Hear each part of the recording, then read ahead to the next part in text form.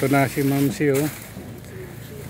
Bali, 4 na puno yung nakuha namin na ganito, guys. 4 na puno yung aming binuno. Ayan. Ang lalaki, inipon ko na doon sa may basket. Ito, itatanim ko ulit itong mga puno na to sa susunod na linggo pagbalik namin. Bali, ito na, isko. Nakakatuwa kasi.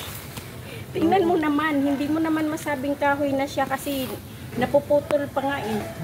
Tapos ito pa, oh. Ito pa. Nakuha ba natin yung kaputol nito? Hindi, sa puno yan galing eh. Sa puno. Oh, yan yung puno niya. Oo. Tapos ito pa sa loob eh. Binasket.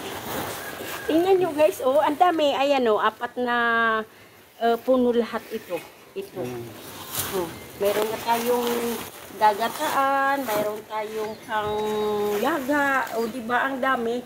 Yun nga yung kasabihan na kapag mayroong tinanim, may aanihin. So ayun guys, yan ang tandaan niyo. Marami pa akong tanim dito. Ito yung may mga saging pa. Ko dati. Nag-upload ako dati na nagtanim ako ng kamote. Tapos nung tag-init, namatay ang Ayan, may saluyot pa. Sinong nakain ng saluyot, oh?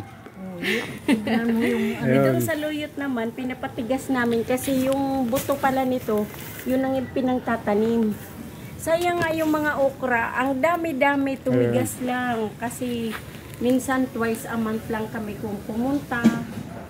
Ayan, tumigas na siya, di bali gawin na lang natin binhi yan. Pero may na-harvest din kami kanina, mga siguro 10 piraso yun.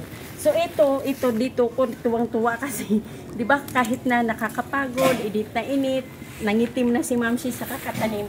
Di mo akalain na makakaani tayo ng ganito. Nakakatuwa. O di ba? Lalaki. Okay na. Alam mo, okay na pre. Tapos